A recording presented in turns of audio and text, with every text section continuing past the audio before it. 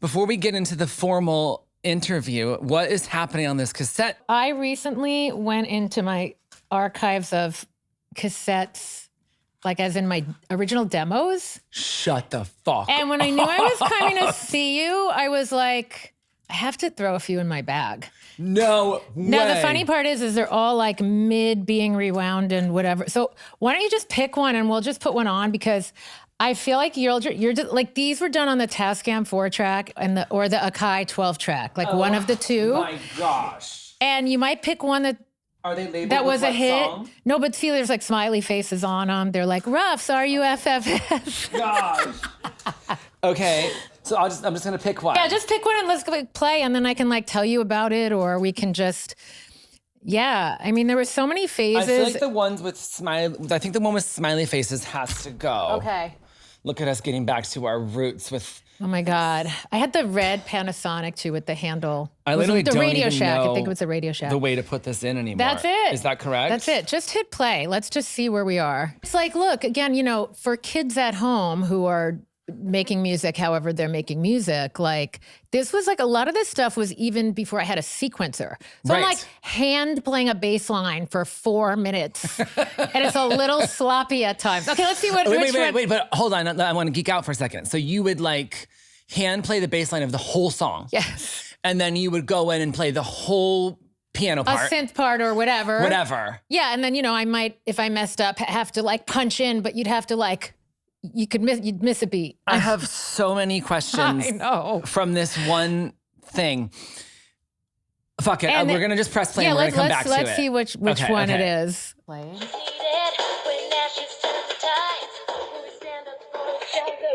Oh, that one said not today. That one, wait, is it already rewound? Hold on. That one feels like actually like more from an album. It is getting stuck in here. That ended up on an album. Hold on. Oh my God. Hold on. Oh, this is amazing. It's like awful, but amazing. But they're digitized, so don't worry. Okay. But let's still. But that one really like might be done. Okay, we're gonna not. We need a pencil. Have you seen the social media posts where like they're performing surgery on a cassette with a pencil? Yes. Yeah, that's what happens. Okay, that's we're gonna go back to this now. But okay, that was Tear Down These Walls, which ended up on an album, and Phil Ramone produced it. Wow. I know. So there's that. Okay, let's see what this is.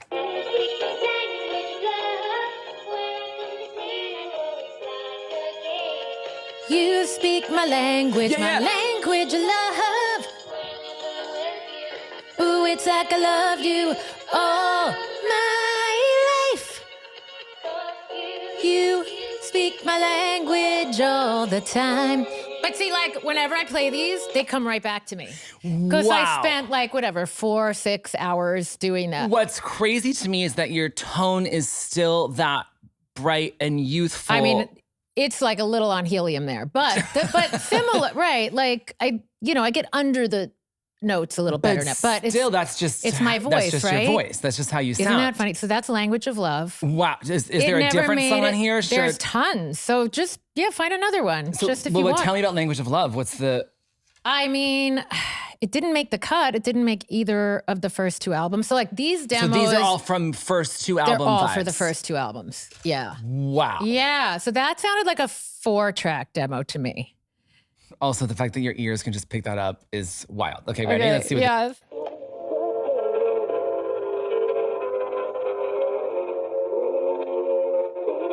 Oh, that one, Not Tomorrow. So that's not that good because that's an actual like cassette from an album. Like I actually remade that song, that Carole King song. So let's find. Oh wait. That looks like a good one. Someone typed on this, so this feels like this is going to be serious. Probably my sister Karen, who this was not like the label. She was in publishing. Yeah, I don't know what this one is. Okay, that's going in a little weird, so it's making me nervous. But we're.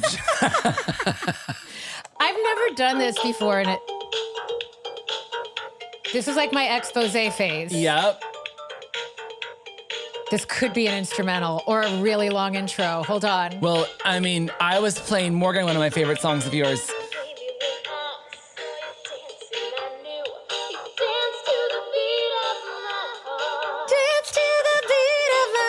Nailing that harmony. Nailing the harmony.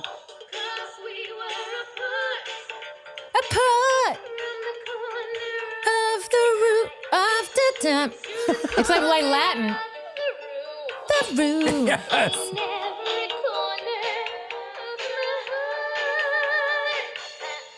Love on the dance floor.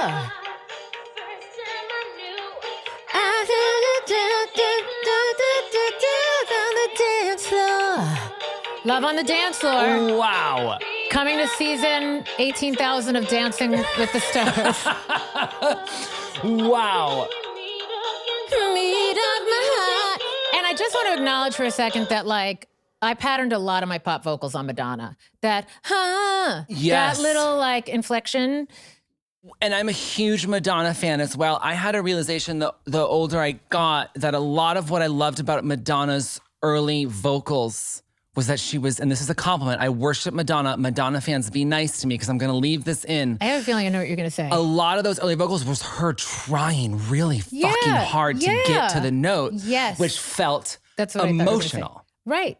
Which felt exciting. Yes. And in my young brain, I was just like, oh my God, she's like, but then listening back now as like a music expert, I'm like, oh, that's a singer working really hard. And I think that trying is cool. I do too. And I think everyone always appreciated that. And about so her. I think a lot of that, like, that kind of angst and that just raw ambition. It is emotional, but it's also her really working. Yeah. Okay, wait. So to go to the geekiness of this, Yes. so you would, how old are you making these demos? 14 was like the big year. Like 14, 15. Jesus Christ. So I was so obsessed. So what happened was I went into a recording studio to do a voiceover. It was Daisy, Daisy, I've got a bike for you. We'll go riding on a bicycle built for two. And that's when I saw the board and the faders. And that's when I also was like, I don't like how this sounds. And if I knew what those faders did, I could make it sound better. Yeah. So my mom was like, I started lining up my sister's tape recorders like this on the ironing board. And I had gotten a Casio synth for my confirmation because my friend Iris got one for her confirmation. And I was like, yeah, I don't want jewelry. I want that. Right? Wow. So I would do like the stock samba beat. I won a songwriting contest for WOR radio. And I won $1,000. But the bigger prize for me was I got to hear my song on the radio. Yeah. And I became obsessed. Wow. I was like, this is the cool, Yeah. like I've done theater, I've done TV, I've done all that. There's nothing cooler than hearing your song on the radio, in my opinion. Yeah. Or seeing having an arena full of people singing your song. Right. It's kind of for me, the be all end all. Yeah. So I was lining the tape recorders up.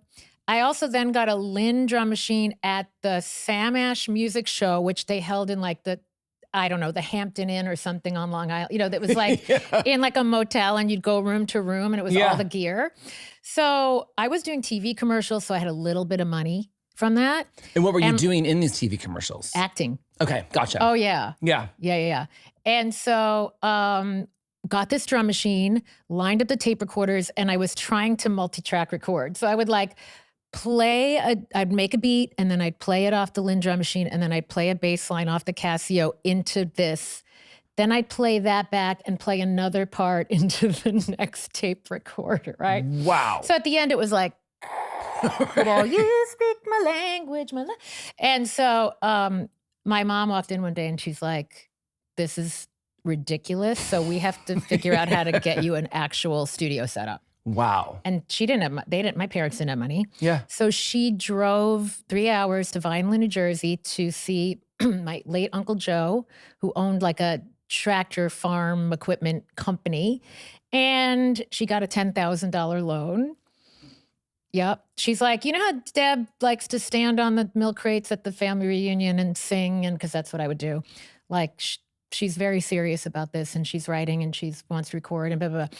And so we just kind of like got advice from people that we found and put this little 4-track studio together. Wow. Yeah. So this was mainly like 14, 15 years old. And you're running this 4-track studio yourself. Yeah. So first someone came in and kind of showed me things and helped me. And then ultimately they were like, and you're just going to have to figure things out for yourself. And it's a process. So it was like the days of the Patch Bay. Yep. Which, by the way, I still like I miss faders and patch bass because you're like, oh, this is going to this. And It's this is tactile. You're touching it. Yeah. What I find so interesting and mind blowing about that for me is that as someone who's a boy, I just always related to feminine things. And so always thought that technical things were not for me. That was for my brothers. Right. So for you being a woman, not like, for me to be so removed from it is even crazier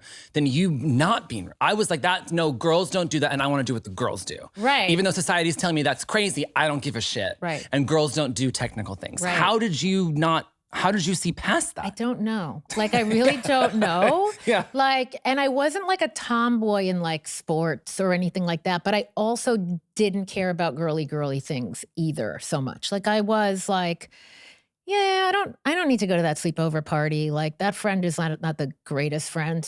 I'd rather be home demoing my song. Like, I always just made those choices.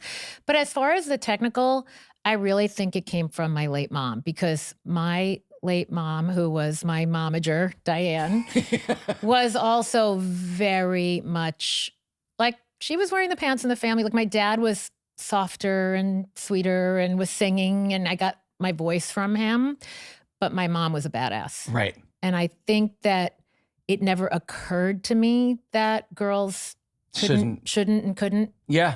And she had 4 of us, and we all had that sensibility. Because Yeah. I'm still like recovering from my lack of technical knowledge and interest. I didn't own a computer until COVID, so I could Zoom. Like, to where it's just like, I can't do. Right. So I just think it's so beautiful that your mom was like, no, we're going to figure out how to get this gear for you, and you're going to fucking run it. Yeah. And what I learned was, see, now I'm more though, like, of your school of thought, where I'm more to the creative technical, like, I'd rather enlist, like, I am not going to catch up. Like, Sean Thomas is, I call him my kid, my 24-year-old, like, secret weapon producer, engineer. I'm not going to catch up to him in this lifetime. Right, because he grew up with the computers. It's not going to happen. Yeah. And so, I now communicate musically to him, and I know what I want technically, but, and I have that background, but I'm okay. I don't have anything to prove now. And I would rather admit that he's better at certain things than I am. Well, that's the beauty of collaboration, is if you're going to try to be the best at everything, why collaborate? Right. Exactly. Right. But I did know in the beginning, and my mom said this to me too. She's like, because you're young and because you're a girl, you're going to have to know 10 times more than everybody else. Yeah. Because they're going to try to strip you of your vision and push you around. And that was the truth. Yeah. And so even like I was classically trained. So I'd be like, oh, hey, that's a B flat major 7th, not a straight up 7th, right? I'd almost have to do things like that so that prove your technical chops so that they would take you seriously. And musical chops, yeah. Yep. Because if I said, oh, that chord doesn't sound right, they'd be like, oh, the little girl doesn't know what right? Right. They were just But ready if you could call it out exactly what was wrong about it. Yes. Yeah. Yep. That is, yeah. Yeah. Again and again and again and again, I am still Ladies, gentlemen, and everyone in between, welcome to Unfamous, a podcast about the art of collaboration where we tell the unfamous, untold, and unsung stories about how pop culture moments are made. We are breaking a rule on today's episode because I normally only ever have just one person on the podcast without a collaborator because I have co-written with them. This guest I have not co-written with, but they are so important to me that I broke my own rule and I'm going to talk to someone without their collaborator because through the ether, me and Debbie Gibson have collaborated since I knew what music was. She just didn't know that I was collaborating with her. I love that. Debbie Gibson is here, and I don't normally list stats, but I have to because we have a record breaker on this podcast. And if you are too young to know who this is, I'm going to educate the fuck out of you. Debbie Gibson is the youngest artist ever at 17 years old to write, produce, and perform a #1 on the Billboard Hot 100 with Foolish Beat, earning a Guinness Book of World Records that still is standing to this day. No one that young has written, produced, and performed a #1 song. That's crazy. Insane. That's insane. Insane. Debbie is the youngest ASCAP Songwriter of the Year. For Songwriter Geeks, you know that the ASCAP Awards and the BMI Awards are the most important things to us because that's where songwriters really get the shine. Whether you sing your own songs or you don't sing your own songs, it's all about songwriters. So for Debbie to be the youngest ASCAP Songwriter of the Year award winner is shocking because that's ASCAP and BMI Awards are based on statistics. That means you were the most played songwriter of the year for that year on the radio. So crazy. Crazy. It's crazy. And I didn't win a Grammy or an AMA or Same. Really? I had no Grammys, but I've won BMI Songwriter of the Year 2 years in a row, but I was 36 and 37. Hey, but that is the People Have Spoken award. That's what I love about pure that. Stat. I always say pure stats. I win awards based on statistics, not on opinion. Same. If there's a curated list, I'm not on it. Unless it's yours. Unless it's mine. Me and RuPaul got you. 16 million albums, over 16 million albums sold worldwide. And then this one's crazy too. The only sole female artist to have written, produced, and performed 2 #1 songs on the Billboard Hot 100. To this day. That's crazy. To this Some day. of these, I hear and I don't even know, because, there's so many, different things. But yeah, I'm in some kind of crazy clubs. You are in a lot of crazy clubs. And one of the clubs is Gloria Estefan and Dolly Parton and maybe Alicia Keys. And it's some crazy, Yeah. yeah. And I think because the world has overlooked your level of technical prowess because you were so young.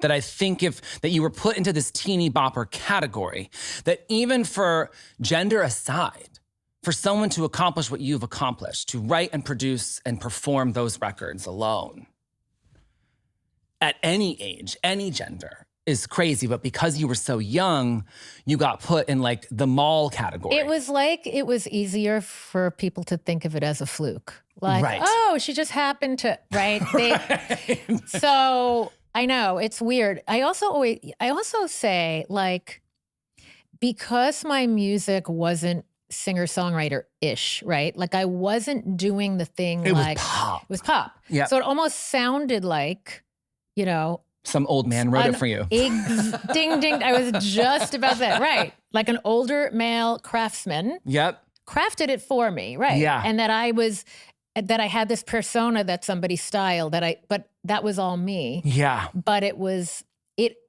kind of felt like it could have been from the outside. Right. Right? Right, because if you think about someone writing their own songs, it's normally this stripped down, underproduced, but you were producing the fuck out of your own records. Right. And then there was a record, I did my album Think With Your Heart, which was my singer-song. That's where the Will You Still Love Me Tomorrow was. Yeah. And that was me producing that more organic sounding album. And Tony Visconti arranged the strings, and it was all that whole thing. I didn't know that. Yeah. Tony Visconti produced one of my band's albums. Oh my God. Yeah. I love him. Oh, so funny Tony Visconti story. So we used to live 10 blocks apart on the Upper East Side. And we decided, because he was friends with my mom, because my mom was managing me and my sister was doing my publishing. And we all decided that we were going to take conversational Italian in my apartment on the Upper East Side. So I literally remember. Just a girls' night of conversational just a girls' Italian. night and the legend that is Tony Visconti. And I just remember us with this woman and the chalkboard, and we were going, Gorgonzola. Gorgonzola. That's all I remember from conversation with Tony. So, by the way, I'm tangent woman. I'm random. Please, these things, it's all because very I have entertaining. so many strange. I'm just going to keep, I want all of the tangent, insane stories. Please do not censor yourself, but I'm also going to do my best to bring it back to collaboration every time. Yes, because we please. are hoping to teach people about collaboration. Yes. Now, this was not a planned question because I knew that your mom was a momager. I knew that. Mm-hmm. Did not know that your sister was a publisher. In terms of collaborating, right? Because when we say collaboration, we always think about, with people like us, we think about co-writers or a producer, writer, artist relationship. But collaborating with your manager and your publisher, that's a whole version of collaboration as well. Yes. Collaborating with and publishers can be tricky no matter what. And Brian Koppelman did my publishing for a while with Charles. Cool. Yeah. When you're working with your family, Yes. what were some of the positives of that? And then what were some of the negatives of that, if you don't mind? Because I think that people could learn a lot from that. Hello, my little unfamous friends.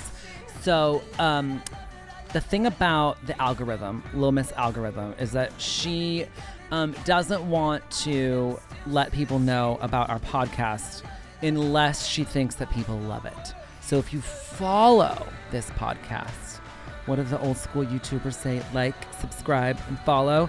If you do that for me, then you will help the unfamous message of the beauty of the art of collaboration reach more people. So please do me just a cute little favor and follow this podcast and share it and do all those fun things.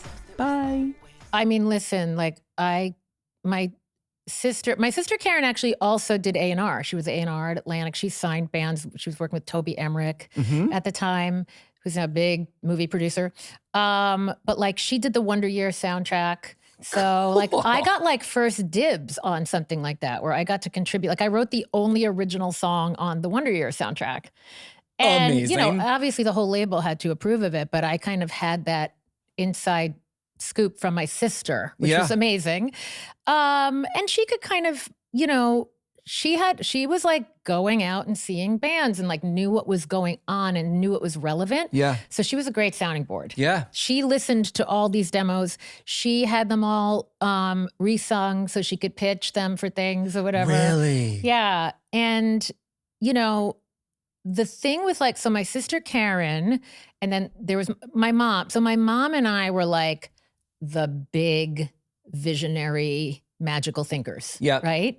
And my sister Karen had that, but was also a little more practical. So there definitely came a time when I was literally like, I'm hawking the duplex on the Upper West Side to make this next album because I'm not on Atlantic anymore. I left Atlantic, just creative stuff. Yep. And you couldn't make an indie album like you can now. It was literally like $1.5 million to even put your foot, to put your hat in the ring. Yep. Right? So she was like, don't sell the duplex. Like, you don't want to be in this musical landscape right now and do that. And I was like, I'm not at a place in my life where my lifestyle, like sitting home in this duplex, is going to do anything for me. Yeah. I'd much rather be out there, even if I blow through all the money, but I get the music out to the people. Like I was always an artist through and through that way. Yep. And my mom always supported / enabled. Yeah. Right. And so there were those tensions, there were those tensions within our family for sure about those kinds of choices. And because I think that, obviously with it being your family, it raises the stakes, but those conversations are across any team working together. Yes. How would you get through those tensions? How do you get through those moments in a creative / business relationship where you're like, hey, everybody, let's maybe do this? Ultimately, all the decisions were mine to make. Right. Because it was my money and my name and on your music. My music. And so, but like probably I'm envisioning the geography of our lives. Like I was home in my apartment, like starting to make this music, and then to release it, like I literally moved and started renting something. But like my sister and my mom were working in our office together. Mm-hmm. So and my aunt was in the mix.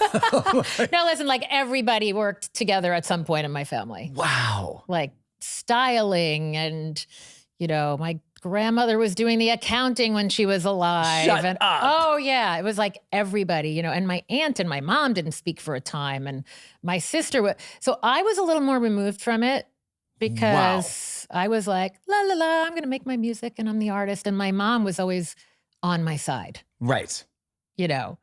We just always felt like, who better to gamble on you than you? Like, right. And so And I never regret any of those decisions. Yeah, that's what I was going to ask. Like, with working with family can be so tricky, but you don't regret any of it? No. And Yeah. listen, I relived this a lot recently because I put my book out, and Which I'm so excited to read. it's people don't realize the real life challenges I've gone through more in the last like 10 to 15 years. Okay. So, for people who are going through challenges on a very human level, non-showbiz related, Yep. they'll read this and go, holy crap, because I get to sit here and tell people like, literally, I've had everything stripped away and I've rebuilt. Wow. And so I love being able to speak passionately to people about that who are in survival mode. Yeah. Because I've been there. Yeah. I've actually been there. And I've been there when I also had to protect my name and my image and that's a tricky thing. Yeah. When you're like, I don't want people to see me in this deteriorated health state or financial state or this or that. And you have to kind of keep a perception up or disappear. But then how do you keep your life going If and you pay disappear. your bills and right? So what do you think it it was is crazy. in you that can get you through those really hard moments? Because I do think I hear you when you're saying like everyone can relate to it, because even though if people don't understand what the stakes of keeping your persona intact, Mm-hmm. they can understand that the stakes are high. yes. So I think that no matter what, people can learn from anyone who's gotten through really hard shit. What do you think? What is it that keeps you pushing? And I want to bring it back around to the question about my mom, because that's Please. what got me there. But the thing that, first of all, I will also say I don't have children. So that adds a whole layer. Like I have people in my life who are going through really tough times and have children on top of Right. it. So I'm always like, that's a whole other I can't level imagine. of I don't have- everything. I don't know. I just had this very deep desire to not only survive, but to thrive again. Mhm. And I just kept saying to myself, whether it was I was in debilitating pain or I was like, I don't know. I mean, dealing with Lyme disease and the voice, like if you saw Shania's documentary, like Mhm. I went through like that kind of crazy vocal dysphonia and was like singing on television occasionally where like, I didn't really know what was happening. And I was kind of like, wow, I sound awful. This feels really bad. And this is really hard. But here's what I learned through that. This makes me very emotional. People don't come to see an artist because they can hit a high note. Right. I really believe we're all in it for the humanity and the connection. Yep. And I think once you've done it at a certain level and you've proven, like even now, if I'm having a weird vocal day, like I don't ever lip sync, like I'm going to be like, if you all want to hear me hit that note better, there's a YouTube video of it from last week, right? But this week is this week. Yeah. And life is And you in want a process. live experience. You want Yeah. a live experience. So I'm bringing you whatever's going on in my life. Maybe Yeah. it's stressful, Yeah. And I think people really like my fan base and I have connected so deeply because of the challenges. Yeah. My mom and my relationship in a way was a marriage. Yeah. And then the parting of ways was my divorce. And so divorcing your mom. Fuck. Well put. Yes. And the thing about being in any relationship where when the moment where it should end, but you're going to keep trying, even though you know it's not going to really. But like with my mom, the thing is, and I've had these professional relationships that were not my mom, where you're like, is this person aging out of the Mhm. business too? Or like, can I encourage them to change their mindset Evolve, and live in yeah. the modern landscape? Because that's one thing I'm very proud of in my journey. Like, I think that it's great to look back on nostalgic things and times with a fondness and a connection to it. But I think the quickest way to age yourself out of the world is to think everything great was done yesterday. Yep. It cannot be topped, right? Yeah.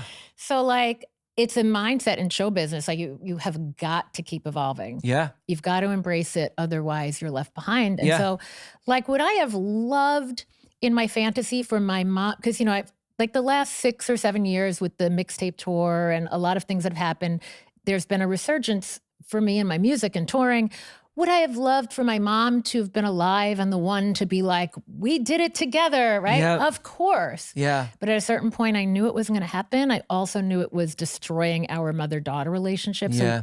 So it was a very big full circle journey to get to the place where before she left the planet, thankfully, she was able to say, I wish I could have been a part of this, but I'm so proud of you and the work you're doing. Yeah. And Heather, my manager, is someone my mom discovered and mentored. And she worked for us for 9 years No and then way. left. And then I brought Heather back in. So I'm lucky because that's like having 2 great marriages in a lifetime, having a manager. Because people are always like, where do you find a Heather? And I'm like, you got to find your own Heather. Yeah, she has to be mentored by your mother. Yeah, have your mother mentor your manager. Oh my God. But yeah. you know, my mom kind of recognized herself in her. It's all very like, you know, woo-woo, full circle. Like the universe always had this planned. Tell me to fuck off if I'm pushing too hard, but I really, the point of making the podcast, which was Morgan's idea, the format of this collaboration is to, hopefully we're actually helping people learn how to collaborate better, whether it's musically, business-wise. Yes. In the moment when you're like, okay, because parting ways with any manager is fucking hard.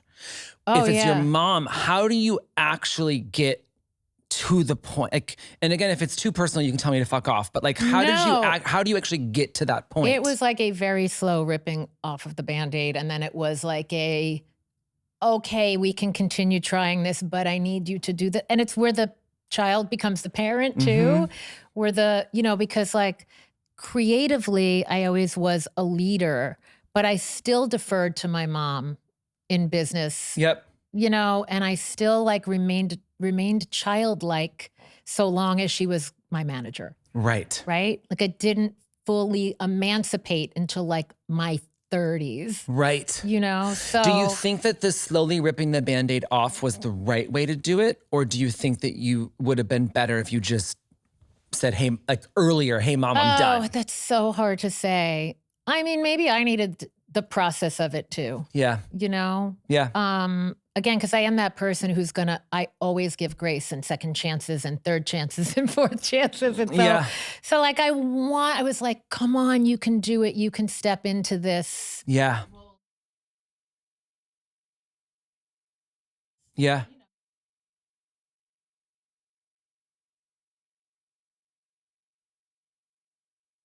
Stress at the time. But can I bring something up on collaborating with because to bring it to your. Please.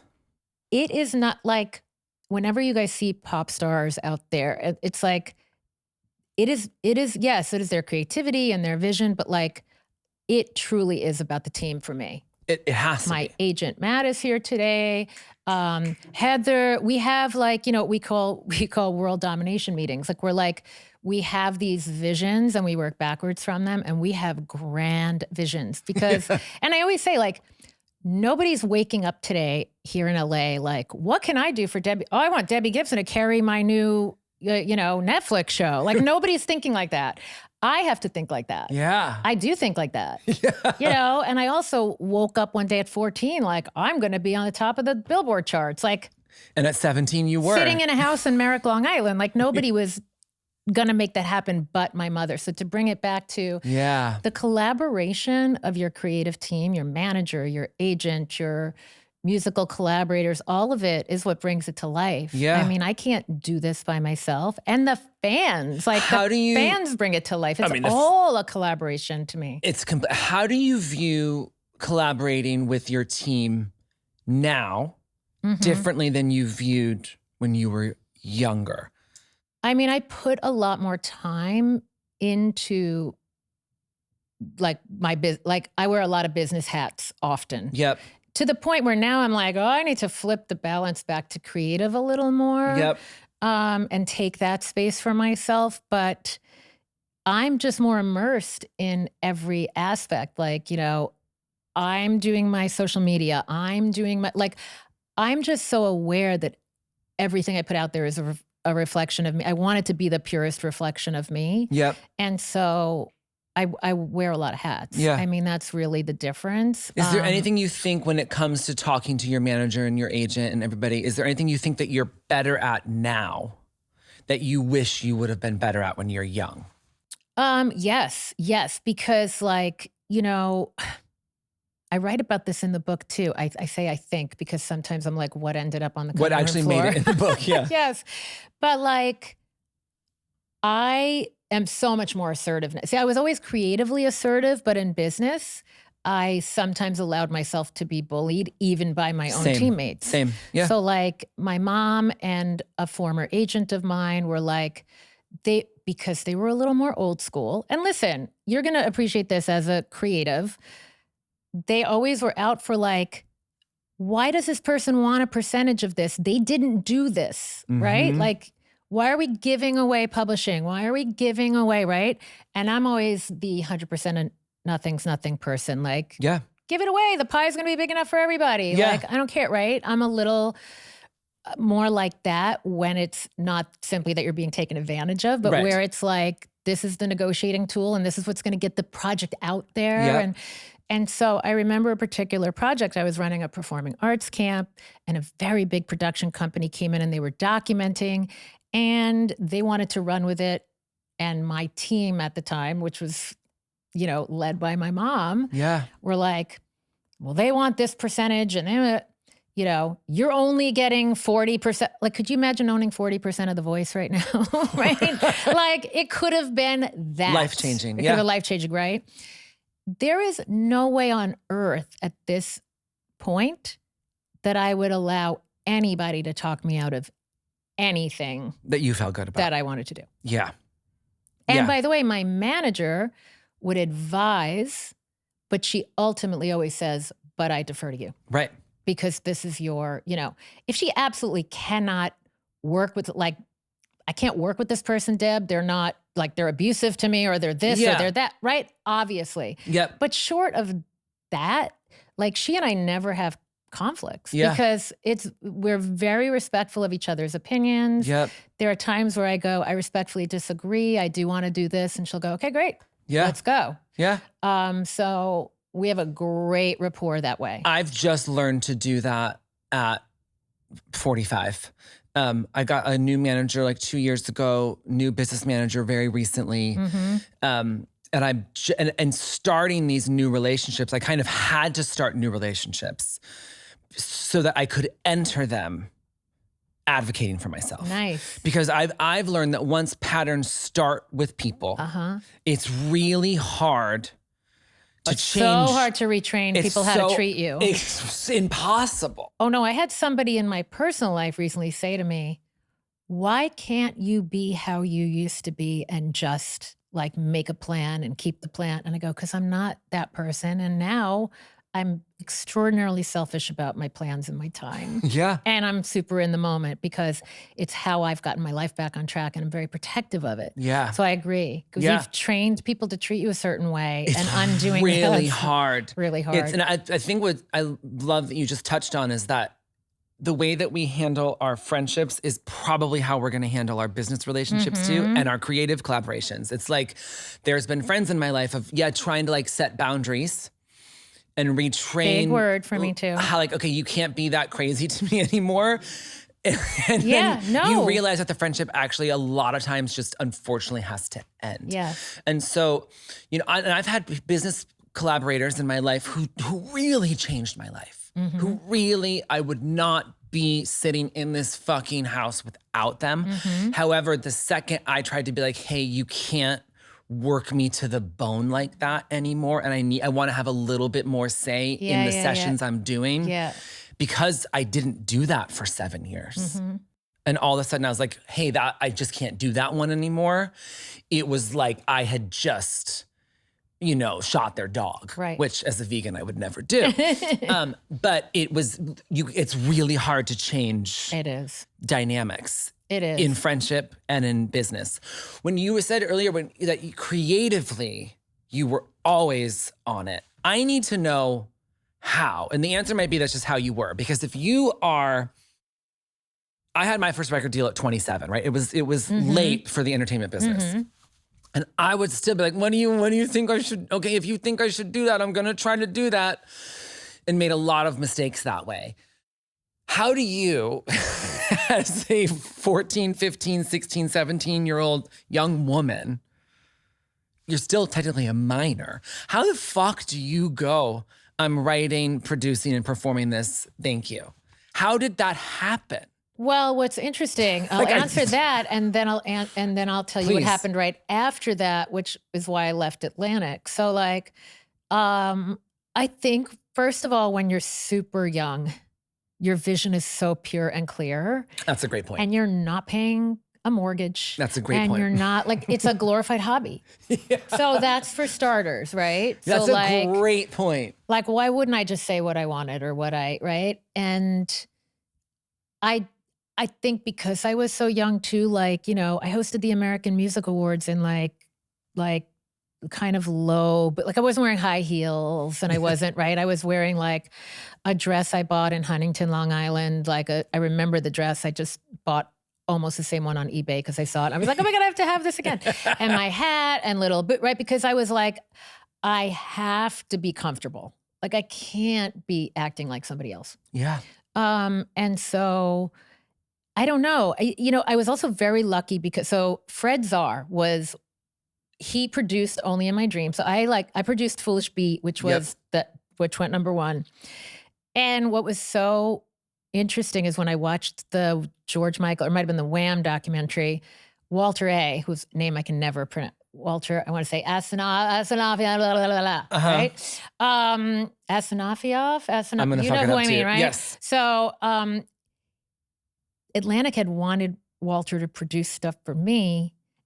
And I was like, no, I know how I want it to sound.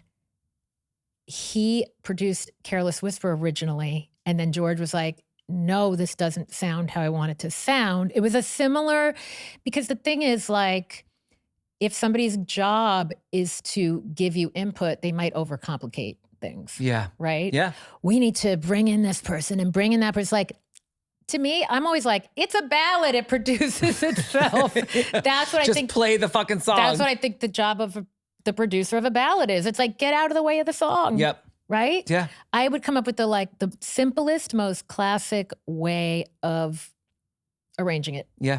And sonically, what it would sound like. And that was really it. So what I was going to say though is Fred Czar I had a lot of empowering people around me. Mm-hmm. People that did not feel like they had to do the Svengali thing with me. Yeah. So Fred was one of the non-creepy older males in the music industry. Oh, yes! He was the one. There's still too many. So for like, Fred to be not creepy back then is really impressive. It was really amazing. Yeah. He was like a cool uncle who was like, oh my God, this is awesome. A girl wants to do this and knows how to communicate this. And so he was there to help me facilitate my vision and empower me to do it on my own. Yep. So tell me the difference of, especially in this young, pure age, tell me the difference of Foolish Beat, produced alone, versus Only in Your Dreams with Fred.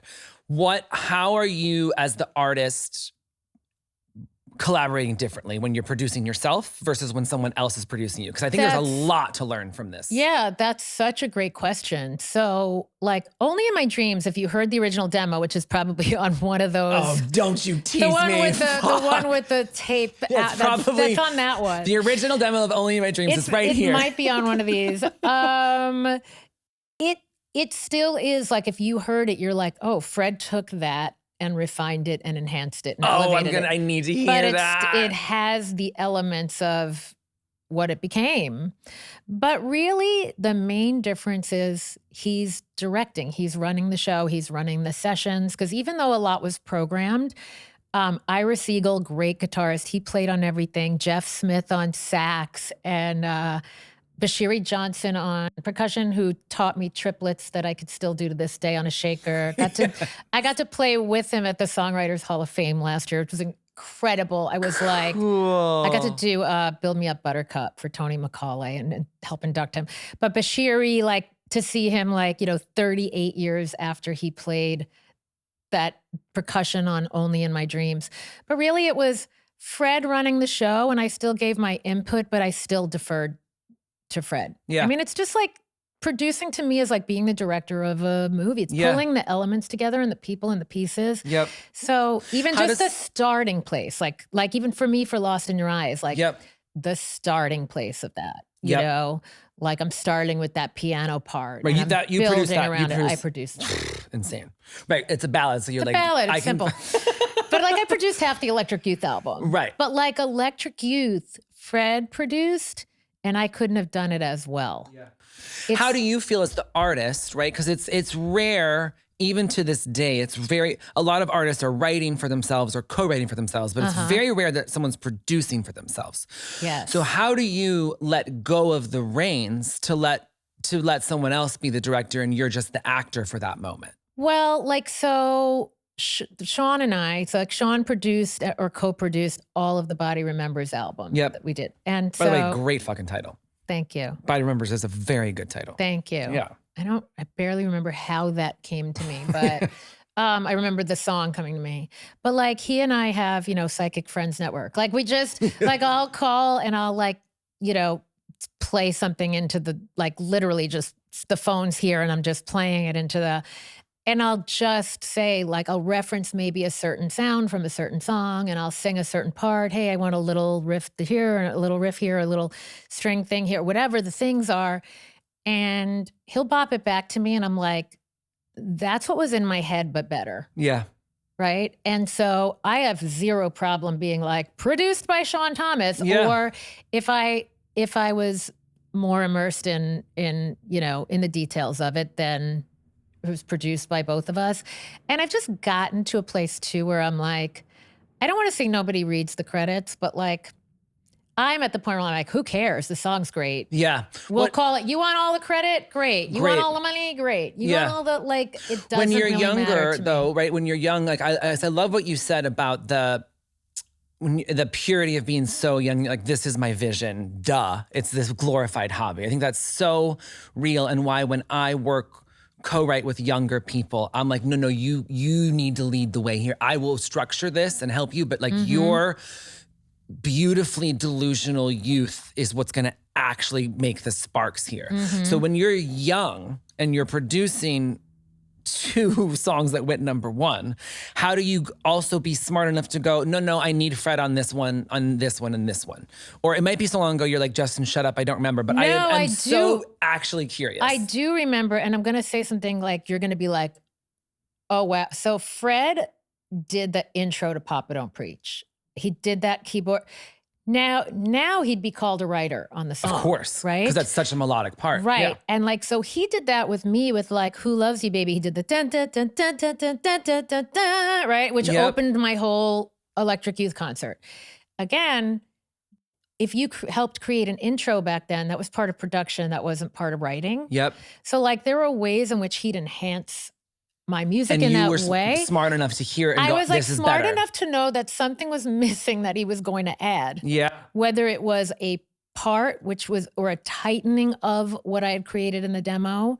Like I knew that my demo was too loose and I didn't know how to get it to the elevated point that it would sound like it belonged on the radio. That's the best way I could put it. That actually makes perfect sense to me. What I'm blown away by is that being that young, that you were able to hear a difference. And that, I think, is why you were as successful as you were. I was definitely able to be like, here, make this better. Yeah. Bring out the best in me in this vocal, like whatever the things were. Yeah. And we'd sit and comp vocal. And by the way, vocal comping was like the most fun thing. Like I would do a round of vocals and we'd comp and I'd take it home and then I'd hear what I wanted to do. We'd usually do like 3 rounds. Yeah. And we'd sit there and, comping at the time was like punching in and bopping over words and syllables and there was no tuning. It's so funny you brought up Madonna and tuning. Every time I hear Borderline, I think, how much comping did they do? Because it's like pitch perfect, that one. Yeah. Yeah. I just had that flash of that. What blew my mind about re-listening to some of your records this morning, because oh my God, how am I blanking on the title? On the first album, the Angel song. Fallen Angel. Fallen Angel. The reason why I needed to play it for Morgan this morning is because Fallen Angel is the first time I tried to write a song, and why I said that we were co-writing even though you don't know we were co-writing. Oh my God. And now we need to actually co-write. We have to. We have to. Fallen Angel I was listening to on some like family road trip from Chicago to Michigan, because my mom's from Michigan, my dad's from Chicago. So we're driving to see her family, and I'm like in the back seat listening to, and my parents were fans of yours. It was one of the few things I listened to that they actually liked. But after like 3 hours of Debbie Gibson, they were like, okay, you listen on your Walkman. We're gonna, Dad needs to listen to the Beatles or some shit, right? So I'm listening to Fallen Angel, and I'm literally going, okay, I think I can write a song. And I basically wrote just my bad version of Fallen Angel, which was like probably like Angel Falls Down or something. You know, it was I found love on the dance floor. Yeah, it was. So I'm just like fully, and I vividly remember, and I sang my parents a song saying, hey, I wrote a song. And and no bullshit, can remember the looks on there. And I must be like 7, 8 years old at the oldest, right? Because that came out in 87. Yeah. Right. And so I'm an 80 baby. So it's really easy for me to know what age I was. So 7 or 8, and I'm singing this version of the song they already knew because I played your music so much. And they were just like being really nice and like acting like I wrote something, but really I just changed like 7 syllables to your song. So we have, you literally are the reason I started writing songs, which is... Can I just take that in for a minute? Please. Well, and while you take it in, I will say also, to give more context about his parents, is that they're incredibly competitive people. Both of them, incredibly competitive. Like the first time I met his mom, or one of the earliest times, I remember her aggressively swimming laps in a bean-shaped pool. And then his dad is like this incredible tennis like pro, like this tennis coach. Yeah. And so like I am imagining his parents as a 7, 8-year-old, you're performing this song to them. They're like, you stole this. Great start, but like we can do better, and make this original. Oh my God, I was like, the type A was normally people would be like, great job, baby, Right, like whatever. right. They're like, no, you can do better than You this. can do better. You can do better than this. It's interesting. My mom was both. My mom, because my dad thought everything was great, but my mom similarly would be like, that's great, honey. Keep going, right? Like, great. We're not submitting that to anybody yet, but great. Yeah. Great so that you're just writing a song. I always said this because I did like songwriting workshops for kids and stuff. And I'm like, if your kid's even trying to write a song at 8 or 12 or like, that's amazing. Let's just say that that's amazing and keep going. Yeah. So then how does your mom decide that it's good enough for her to try to find record industry, like get you how old were you when you signed the deal? So, well, we did start, so I Come From America, which was the song that won the WOR songwriting contest with the stock on the Casio, the samba with the rolling arpeggios. We did take that, we got this like Canadian, because Celine was happening at like 12, right? So we got this Canadian. Oh, so you were hip to Celine early. Yes. Because she hadn't broken in America yet. No, but like I knew there was this young girl, right? Like when Mariah started, she was like, well, Debbie's this young girl. I could get this, right? We all kind of were, everyone was aware of everyone, I think, right? Yep. And so this Canadian, I don't know how my mom found this Canadian label. All I know is I got a passport at 12 and went to Montreal, and they turned I Come From America with the samba beat and my like, America is the place I love, my little Rita Moreno America. They turned it into Maneater. It was like, dum dum dun dun dun dun dun dun dun dun dun. I come from America. I come from America. And I was like, that was one of those like, what did they do with my song? But they published it, so I had sheet music on it, had the Statue of Liberty on the front. In like a sepia tone. This is crazy. It's crazy. But then like after that, I think, I swear, see, this is like, I haven't really thought about this in this way, but like I think my mom at that point was like, yeah, let's regroup and have you write better songs that are more commercially viable, right? But I still was writing like So Sweet the Music and Doo-Wop Rock and Rock and Roll Baby Doll. They all sounded like a 50s musical. Yep. All these songs, right?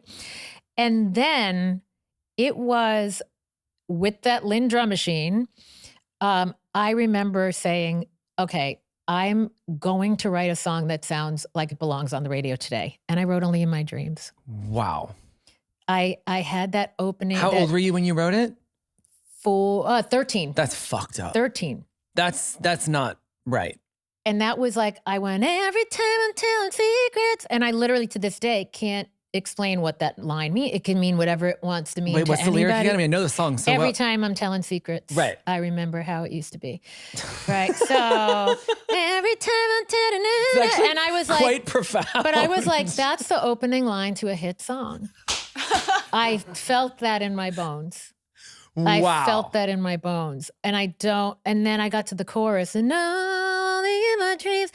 And I remember doing the harmonies and like purposely not, and this is funny because Josh Goodwin, who mixed my song Love Don't Care, who you probably have worked with. Yeah, he right? mixed Justin Bieber's Sorry for us. He Yeah. told me, because I was like, I know you're just mixing this, but please give me, before you mix it, give me any feedback. Notes, and he yeah. was basically like, take a third of the scoops and the vibrato out. And I took it to an extreme.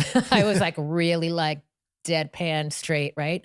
Because again, that's when you listen, you go, hi, modern. Like, Yep. I'm still going to sound like me, Yeah. but let's sound like me now. Yeah. Right? But Only in My Dreams, I did that because I was like, I'm so Broadway, I'm so theatrical. Let me like straight tone the chorus. Yeah. So it was like, no, only in my dreams, as reality. It was almost like a horn pad, but like Yeah. singing, right? But I just remember going, oh, this is a radio song. And then it ended up being the first single, but 3 years later. Oh, right. Yeah.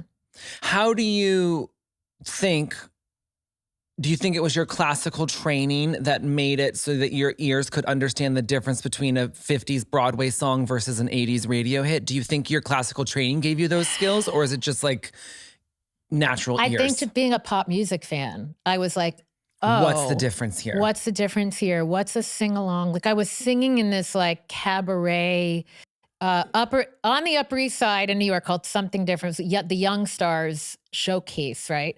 So I was like singing my original songs at that time. People were singing Broadway. So I think that's why I was still doing this hybrid thing of like, oh, the kids in this place, it was like a dessert nightclub for kids, we're going to call it, right?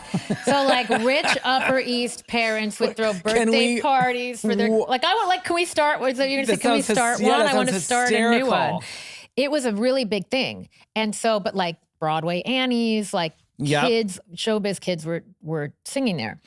And so I'd be singing my songs, and my songs always felt like a little more pop than all the Broadway things people were singing, but it still fit in. Yeah. And then it was like, oh, I need to write things that I can't sing there, right? Like I've always been this person that straddled these worlds, right? Yep. Like I did a Hallmark movie where I played a version of myself. So I played like the Hallmark version of a pop star. But like my real, like who I am, like my spirit's rock and roll. Yeah. I don't want to be in those boxes. Yeah. And so that was like Only in My Dreams was the beginning of that. But what's so interesting to me is that you had the ears to find that so young, because I was a huge musical theater fan, surprise to no one. And I kept getting told you were too I was too pop when I would sing. Oh. When I would sing too theater. Pop for Broadway, too Broadway for pop. I kept getting told you're singing this so pop, you're singing this so pop, which is probably because I grew up on you and Madonna and blah, blah, blah. And I wouldn't hear it. And there was no Rent yet. So like if there was Rent, you would have gotten Rent. Rent happened when I was like a senior in high school. So you were ahead of your time. So it was, but also it was just like a gift, because then it was just like they never wanted me for musical theater. And so I just started writing my own songs. But I had the inkling of writing when I was super young listening to you, but I didn't really sit down and start writing consistently until I was like 15, 16, because musical theater kept saying you're too pop. But I literally could not hear the difference. And so what I find so interesting about you is that your ears were there that young. And my guess is it's gonna maybe come from classical piano, because it gave you I feel like it didn't. I feel like it came from like Madonna. I mean, in And terms of like Wham, your like it ears came being from- smart enough to know the difference. to know the difference? Not that the classical piano inspired you. I'm just trying to figure out. I feel like it's more of like, honestly, like the radio, like the fan in me. I feel like it was the pop music fan in me that knew the difference. Yeah. Right? Yeah, I just didn't hear it. Yeah. Like I was in the thick of being like, I was an unapologetically like pop, you know what I mean? Like, yeah. so, because people were always when I was in high school, it was like, I remember the day that some kids in school brought their Wham albums in and they were like, you can have these. We don't like Wham anymore, right? Like we're listening to WLIR, what is it? LIR. That was like the alternative. That was The Cure and that was Depeche Mode and that was right. And I was like so protective of pop music. Wow. When it wasn't always cool to like it. You know, I was always like, I always knew the greatness of it. Yeah. Right? Well, because the pop is just it's all about the simplicity to make it the popular. beauty of the simplicity. Yeah. And I talk about this in my book too, but like the day I came home from school and I turned on MTV and Wake Me Up Before You Go came on. Yeah.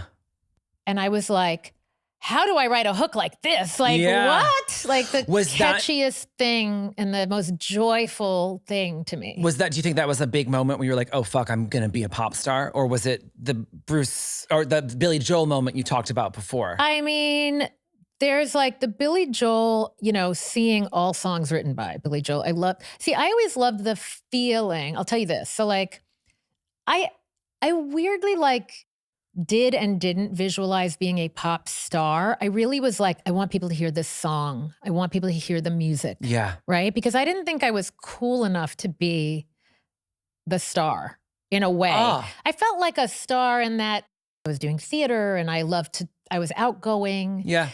But I didn't feel cool in a pop star kind of way. So like I was always about, and you'll relate to this as a songwriter, I'm sure.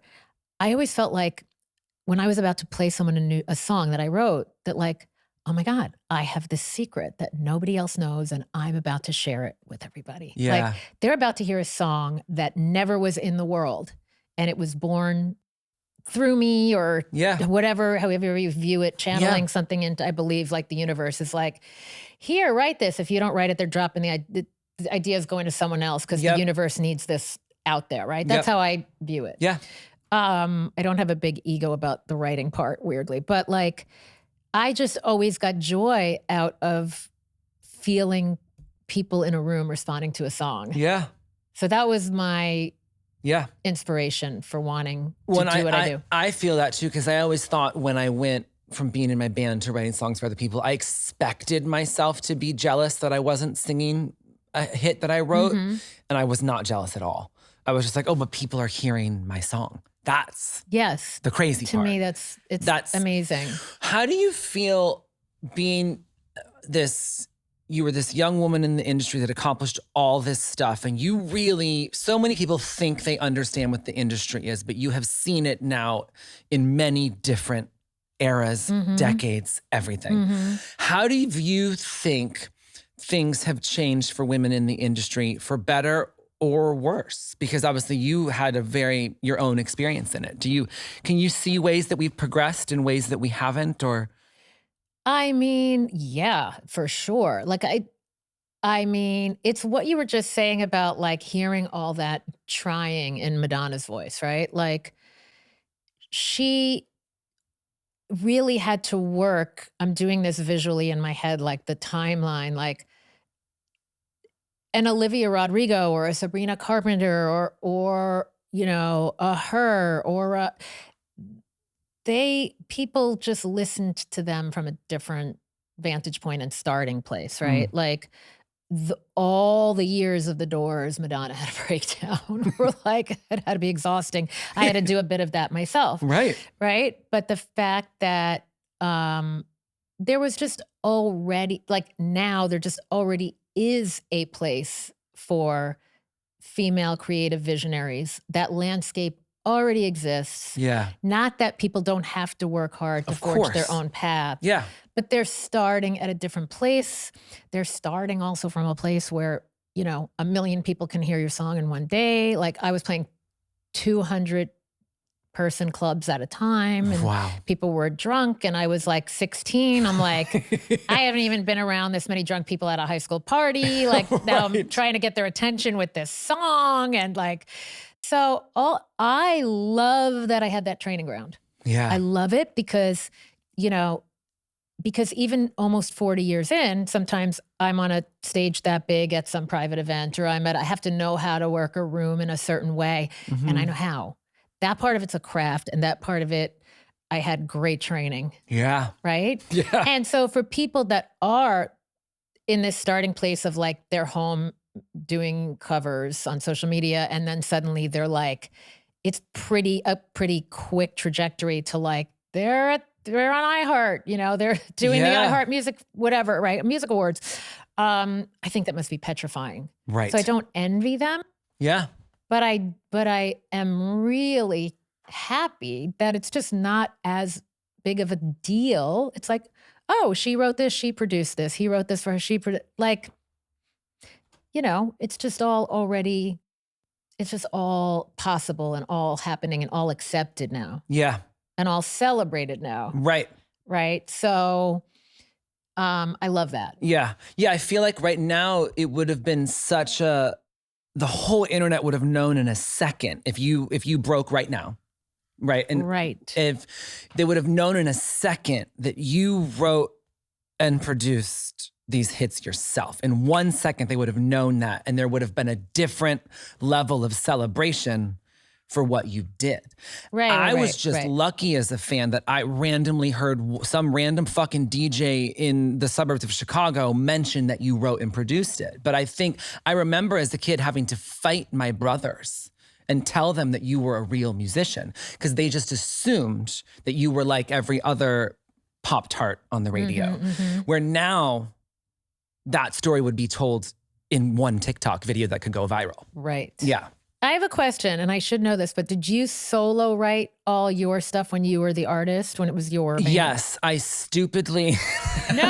I just because but I am not afraid to say it now. I am not as good as you are. So the second I started co-writing, my whole life changed because I know what I'm good at, right? Which I can write really good melodies if it's very much in the alternative space or this sort of dramatic rock alternative space, whatever you want to call it. Yep.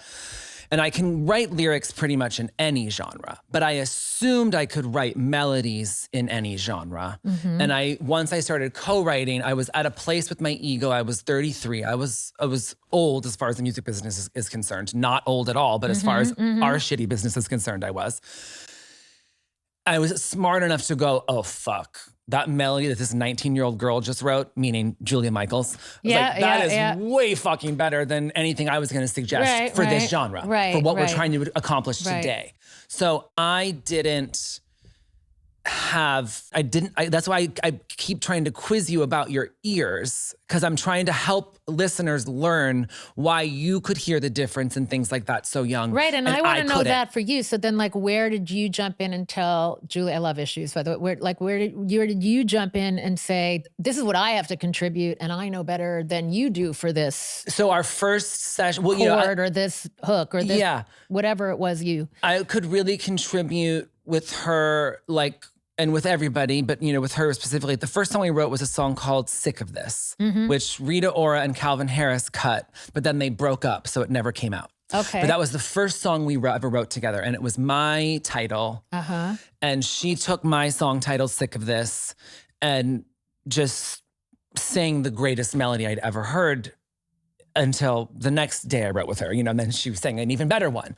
So it was like me contributing weirder lyrics, weirder thoughts, but then also really, because I'm such a song geek, deeply understanding structure, deeply understanding melodic math. So even though they were, for the most part, in her and I's collaboration specifically, because that's what we're talking about, most of those melodies are her. I'm editing them. I'm structuring them. I'm moving this feeling to here. I'm moving actually, I think Gotcha. our pre-chorus is our verse and our this. So is lyric, a full lyric co-write, and then a structure, math.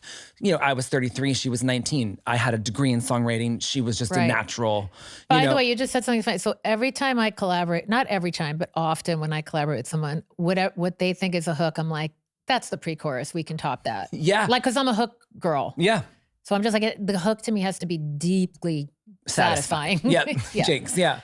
Yeah. What do you feel like in your journey, either when you were young or right now, as a woman, do you feel like you have to change the way you say things to be heard? Yes. Yeah. I mean, I just think that if you're evolving as a person, you're evolving as a songwriter, and how you're going to say, like, I'm not going to write Lost in Your Eyes again. Like, that Right. was right. Like, that was, it's beautiful, the journey it's had, because I always say you can take a very simple puppy love song you wrote at 17 and now color it in with all, like, I can color it in with all my life experience perform when it. I perform it. Yeah. And people have taken it on the journey, and a love song always stands the test of time and all Yep. that.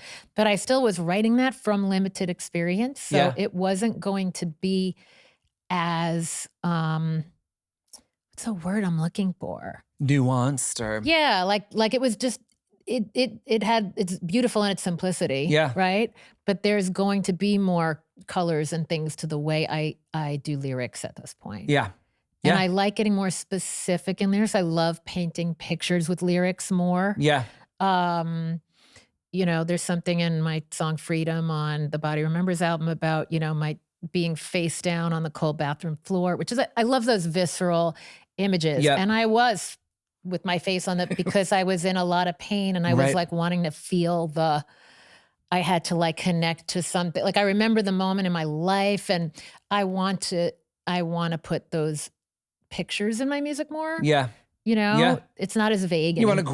grow. Yeah. You want to grow. Yeah. It's not as vague. Well, when you're young, those sort of very vague thoughts are cutting so deep because you're feeling those feelings for the first time. Right. So you're like, no, trust me, this shit is deep. Yes. I and get it's lost universal. in your eyes. This is crazy. Right. Yeah. You Yeah. know, I mean, and when I take, like, I don't mind not knowing what I'm heading for. You could take me to the skies.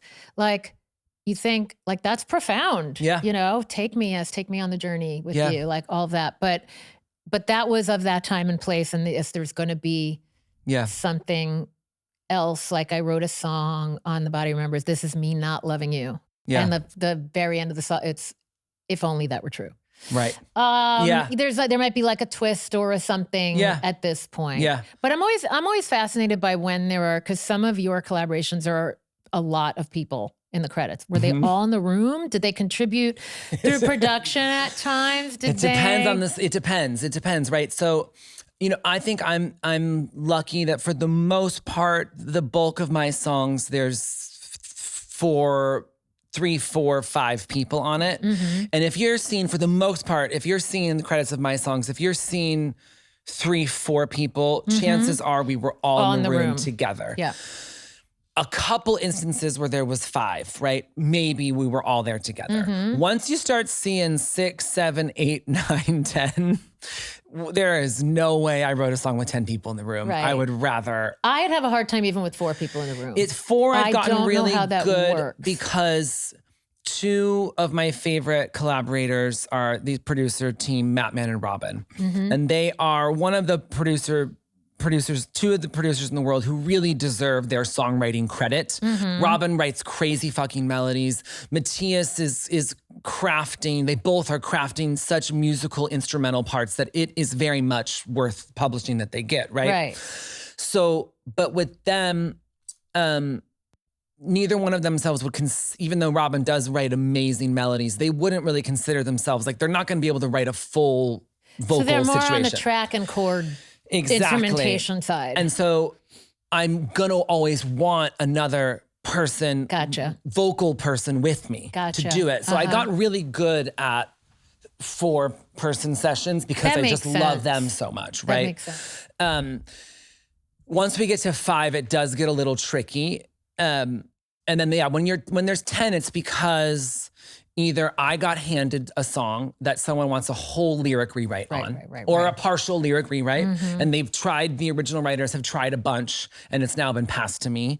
I'm just speaking for myself personally, that'll happen.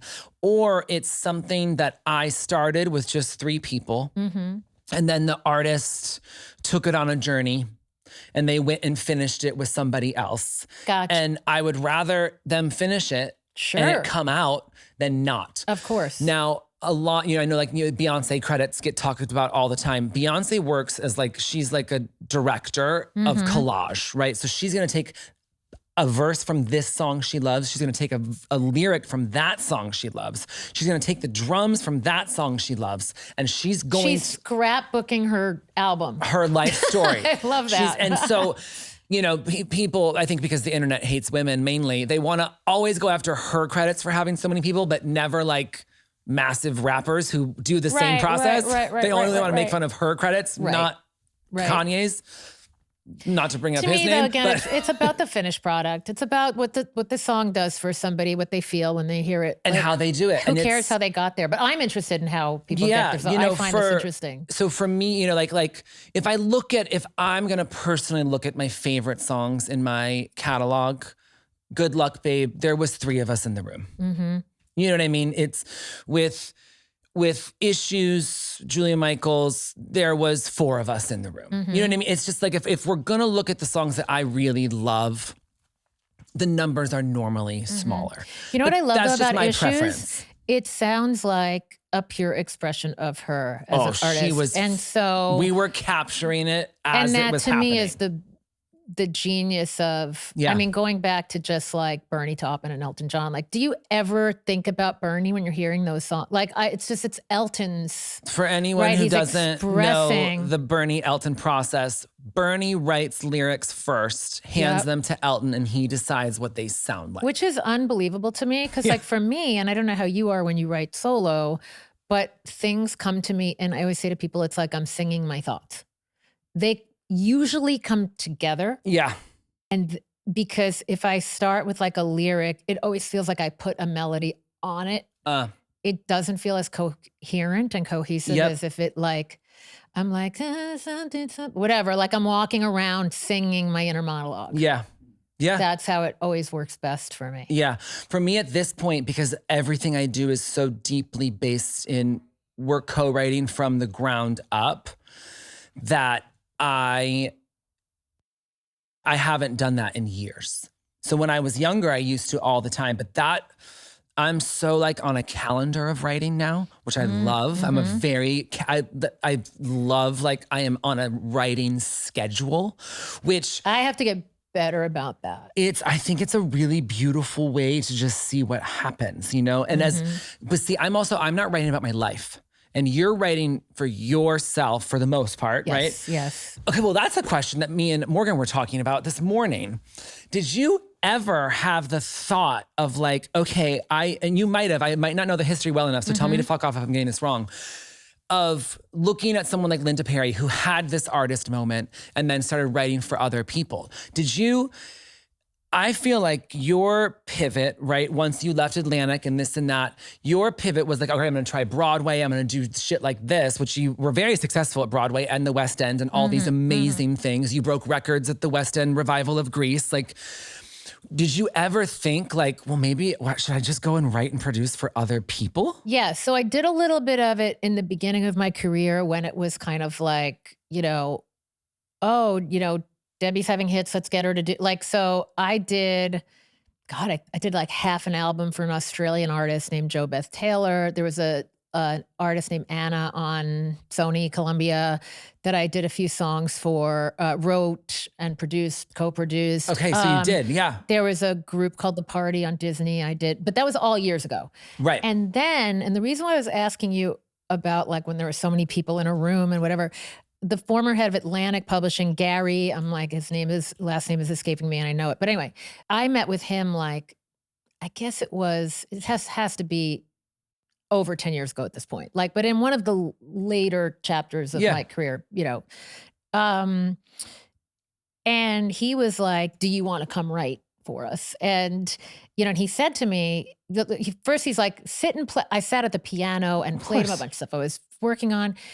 And he was like, the days of the solo writer are over. So you would really have to be like, and it was a little bit before too. It's like, he wanted me kind of planted here in LA and really making it, it's, as you know, it's a full-time vocation. It's a full-time job.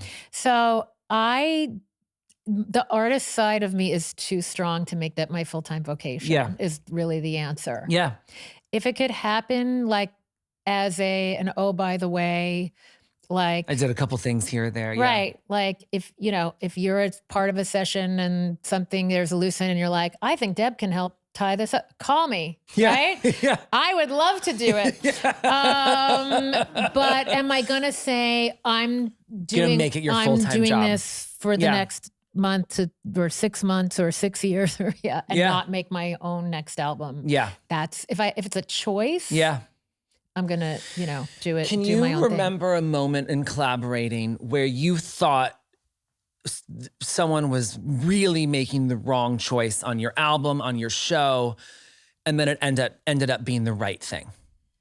Okay, that's such a good question. So this takes me to Sturkin and Rogers and I wrote half of my Body, Mind, Soul album, wrote and produced it. We co-wrote, co-produced. After I turned in what I thought was the album. So the way my first few albums worked was I had no A&R person at Atlantic. It was Doug Morris and Ahmet Erdogan, and it was me, no joke, those cassettes in a brown paper lunch bag. And I would dump they were single cassettes, and I the 10-minute one. So each one had a song, and I dump it on Ahmet's desk and go, here's my album.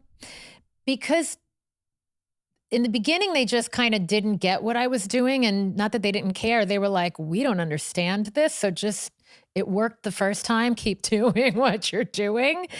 And so by the time we got to my fourth album, because the third one did not do as well, the Anything Is Possible album did not do as well as the first two. And I equate that to a few things. First of all, the 4 years of demoing leading up to those first two, right? Right. And then suddenly it's like, let's get this Hurry. next one, right? And I think I was in a transition as like a young woman, as an artist. It was like, let me try a little bit of this style and a little bit of that style. And I collaborated with Lamont Dozier on that album, which was amazing. Yeah. And I was just experimenting. And the landscape was changing, and people were going to college and taking their Debbie Gibson posters off the wall, or taking them with them, or putting the albums under the bed, or like whatever they were doing, right? So by the time we got to the fourth album, I was very much in the I'm going to say some hybrid of Whitney and Wilson Phillips. Okay. Like there was like the earthy melodic pop mixed with the, the Whitney kind of soulful pop, vocal pop. And it was everybody's moment of panic, like put her in a little black dress and heels, because otherwise we don't know how to market this. We need to lean urban R&B at the time, right? And I was like, right, because when you think Debbie Gibson, you think urban. You think R&B. You think R&B, hardcore art. Like it was, let's get Prince. Well, by the way, 10 years later, I would have killed to work with Prince. Right. But that wasn't the right thing at that time. That was like, let's tart her up and make her one of the Prince proteges, because we just want to sell the record, because we don't know how else to sell the record, right? Yeah. So the where we landed was on Sturkin and Rogers, because they had done Soldier of Love for Donny Osmond, which was, if anybody out there remembers this story of a certain generation, Donny Osmond was never going to be back on pop radio, but Soldier of Love sounded like George Michael. Right. So they white labeled it and sent it to DJs, and they did a whole guess who this artist is. Everybody assumed it was George. No. Yeah. Or if it wasn't, it was, this is this urban, this is this R&B, right? Yeah. So Soldier of Love, great song. So I was like, okay, I mean, I'm disappointed that they don't like half of what I turned in, but okay. So this is where I got confused between like the theater girl in me and the pop artist in me. It was like, I can be versatile. I can kind of play a role and do things their way, my way, their way. Yep. So that's when you get into trouble, I think, as an Right. artist. Yeah. Right? So to answer this question, the music, I think that album's a great album Yep. that had very little to do with who I was at the time. Right. So they dots did not connect. So like the dots did not connect, and my audience always knew me, and they knew when I was being pure, and they knew when I was playing a Faking. role. Yeah. Right? So it was still like an extension of me, but I wasn't really living the life I was writing about and singing about. Yep. And the beauty of pop music, like that's what pop music's supposed to be. Yeah. Well, there also is a thing when trends change and things change. I think a lot of times when an artist is not 100% being themselves, then fans feel like, oh, you're ashamed of what we loved. Right. And then there's this weird push and pull of like, well, no, but we loved her. Right. So why are now you're saying we're supposed to be ashamed of her? Right. And that exactly. gets really like, right. We're tricky. all disowning that and we're doing this. And like the diehard fans, like they went on the journey with me with Anything Is Possible. And they loved what there was to love about it. And Yep. also, see, I always saw a career as like, like Billy Joel's like Nylon Curtain. I'm going to pull that out. Like, I don't think that sold as much as The Stranger, right? Right. Like, Cold Spring Harbor was like my favorite album, but that didn't sell as much as The Stranger. Like, but when you look at an overall career, this didn't sell, this sold, this had hits, this didn't, and it's this beautiful, whole trajectory someone's on.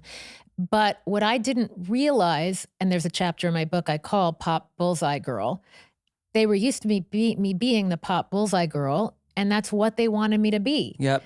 They weren't signing on for me to be a Billy Joel, Right. right? They were like, oh, you must want to be, like one thing Madonna was always brilliant at was having a hit in every era, Right. every decade. And she would take a song if she didn't write the hit, she would take it. She was just like, Shep give me the Pettibone's fucking in, hit. and this Yep. one's in, and that one's in, and she still made it her own, Yeah. but that was her genius. Yeah. That wasn't my genius. Right. My genius was like, this is how I'm feeling and I'm gonna sing about it, right? Like Yeah. that was what I did. And people like it, they don't like it. I was fine with that. Yeah. They weren't fine with that. Yeah. How do you, in the moments, right, of the third album not going as well, how do you, because you have to, this speaking for myself, you have to come to terms with the failures quick to move on. Yes. I know my way of dealing with the failures quick. How do you deal with failures quick or enough to move forward? I find the charm in everything. Like I find the, we had like an airplane hangar, we were rehearsing a tour and then it was like, the tour went from this to this. Yeah. And so then I was like, oh, good. I can do On My Own from Les Miserables in this show because we're going to be in theaters. Yeah. Right? Like, so I will find that The silver positive. lining. That's me too. I Yeah. will pivot, I will adapt, and I will find like the good thing about this is, and I did that so quickly. And the good thing was I did On My Own from Les Mis and then got Les Mis and went on to Broadway. I mean. Right? Because Now, you if can't get that's stuck. not a lesson, yeah. It's great to have visions, but then you can't get stuck on a vision that there might be a gift in the other way something's going. I mean, that is the biggest lesson to learn from this. It Okay, so is. my You tours are a have lot to smaller. Like you have to embrace it. Let what me are you sing going to do? this. That's really awesome. But I mean, I think a lot of times the way that we reframe things in our mind to stay positive, to get results that clear is a beautiful, beautiful thing to And learn listen, from. I would always rather have a small room full of people who know why they're there than an arena full of people on a bandwagon who are about to disappear any minute. Yep. Because it's a bandwagon and a Yep. trend, right? So Yeah. like I learned about that too. Yeah. I was like, oh, I was a trend or I was of the moment for certain, I say fans, I say my fam club.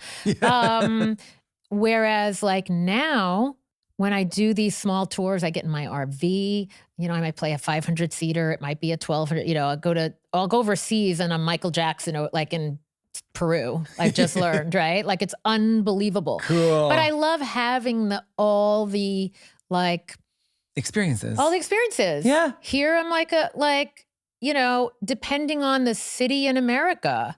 Yeah. Like in New York, I might be a 1,200 seater, and somewhere else I'm a 500 seater. Somewhere Yeah. else I could be a 5,000 seater. Yeah. Somewhere else, and I'm like, it all works for me as long as like we're all in the room together. And we care. again, we care and people know why they're there. Yeah, caring is cool. Back to the beginning of it. Caring is cool. Caring is cool. Okay, so to end every episode, we Can we play. get matching baseball hats that say caring is cool?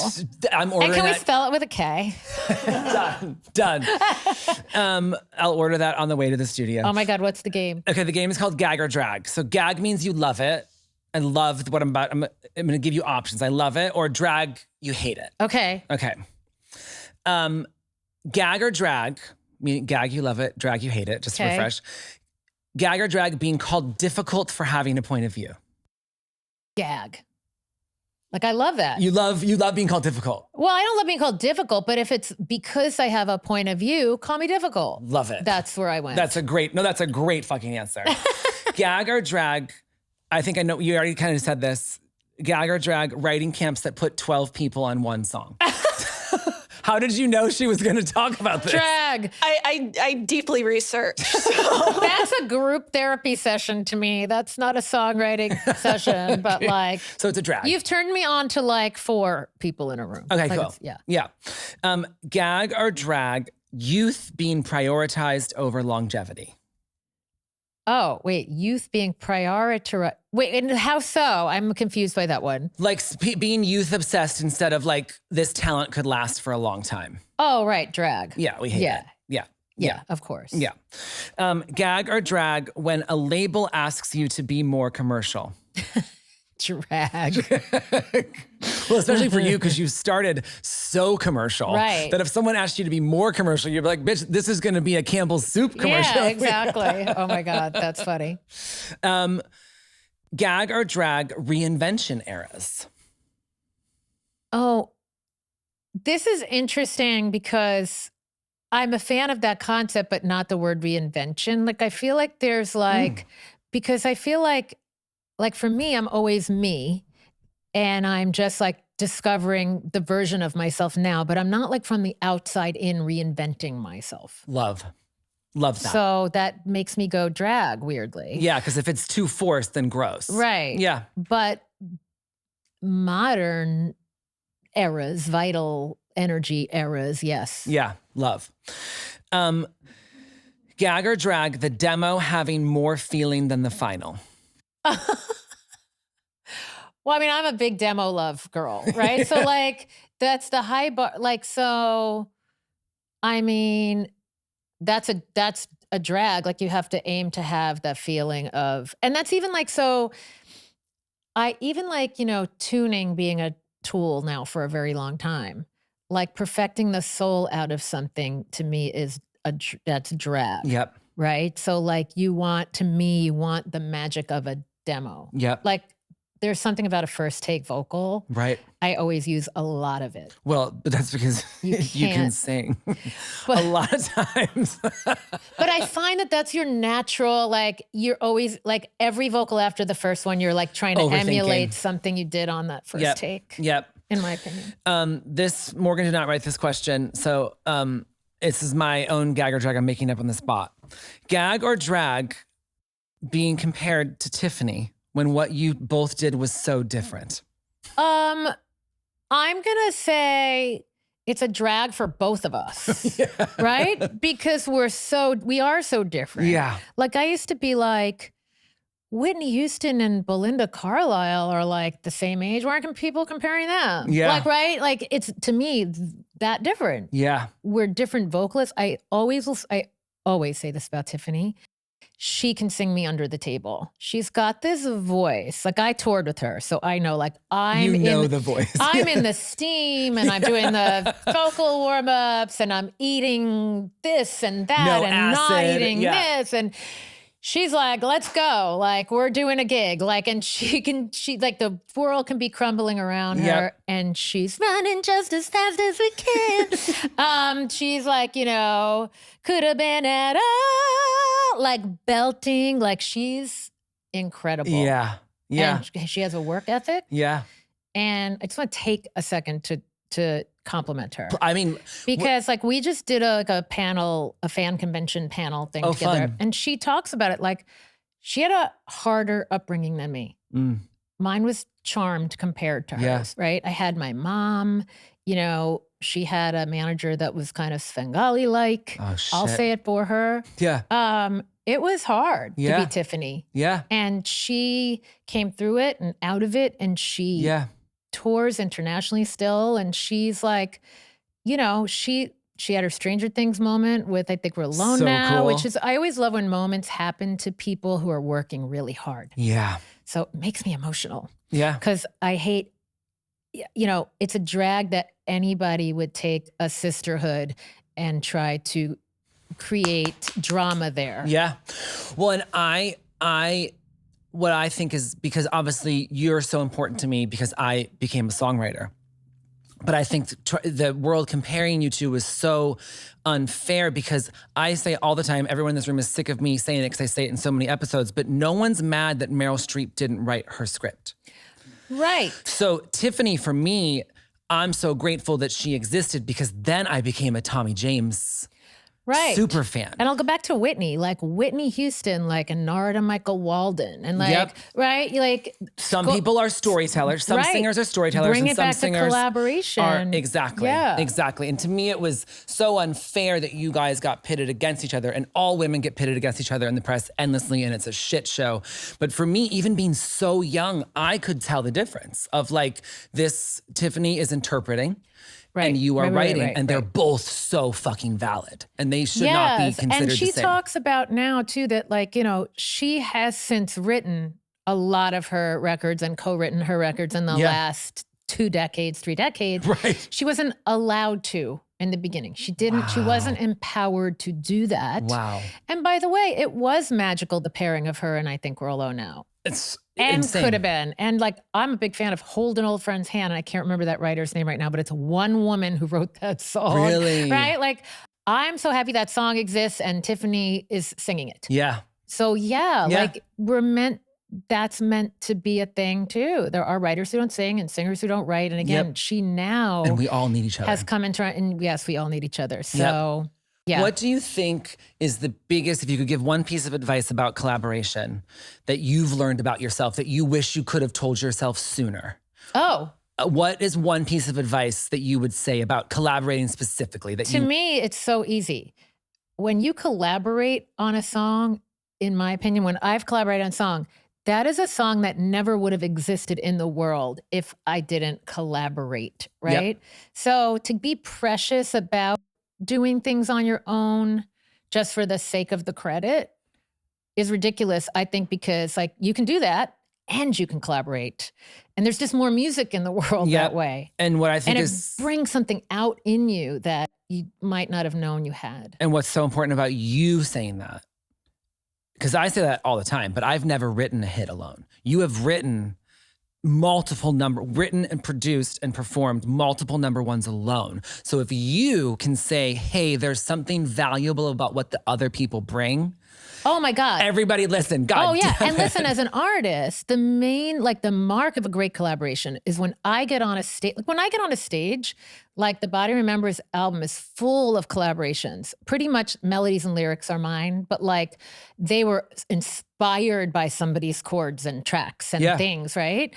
And I never once get on a stage and think like, oh, this is somebody else's song, right? Or somebody else had, This is their It's- part. Yeah. right. It's now it's fully my expression, Yeah. Well, right? And if you're So- a true artist, like you're not going to let your ego get in the way of making something truly great. No, Yeah. and Like if you're you're going to get owning it, Mhm. right? And if you're owning it as an artist, and it can still be your again because you help people channel their voice, Yeah. right?